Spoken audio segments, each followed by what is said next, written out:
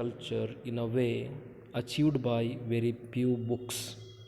The book's title and many of its concepts, such as Big Brother and the Thought Police, are instantly recognized and understood often as bywords for modern social and political abuses.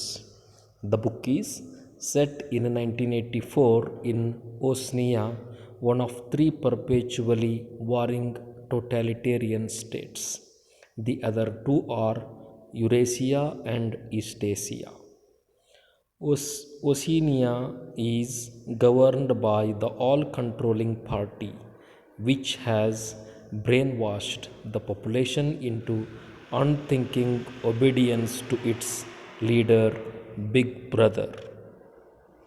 The party has created a propagandistic language known as newspeak, which is designed to limit pre thought and promote the party's doctrines. Its words include doublethink, belief in contradictory ideas simultaneously, which is reflected in the party's slogans: war is peace, freedom is slavery, and ignorance is strength. The party maintains control through the thought police and continual surveillance. The book's hero, Winston Smith, is a minor party functionary living in a London that is still shattered by a nuclear war that took place not long after World War II.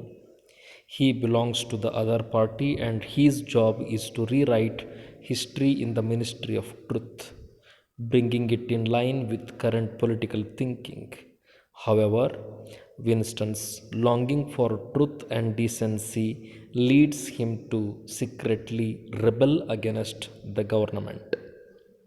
He embarks on a forbidden affair with Julia, a like minded woman, and they rent a room in a neighborhood populated by proles, short for proletariats. Winston also becomes increasingly interested in the Brotherhood, a group of dissenters. Unbeknownst to Winston and Julia, however, they are being watched closely. Ubiquitous posters throughout the city warn residents that Big Brother is watching you. When Winston is approached by O'Brien, an official of the inner party who appears to be a secret member of the Brotherhood, the trap is set. O'Brien is actually a spy for the party, on the lookout for thought criminals, and Winston and Julia are eventually caught and sent to the Ministry of Love for a violent re education. The ensuing imprisonment, torture, and re education of Winston are intended not merely to break him physically or make him submit, but to root out his independence and destroy his dignity and humanity. In room 101, where prisoners are forced into submission by exposure to their worst nightmares, Winston panics as a cage of rats is attached to his head.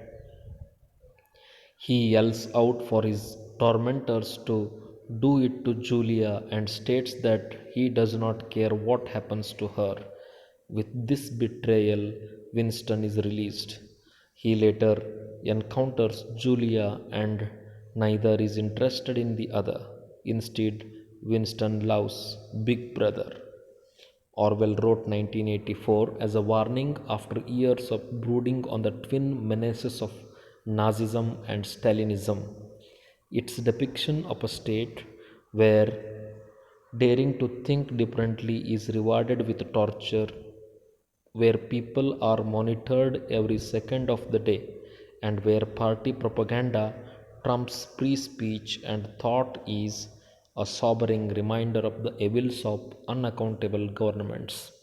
Winston is the symbol of the values of civilized life, and his defeat is a poignant reminder of the vulnerability of such values in the midst of all powerful states. Thank you very much, my dear students.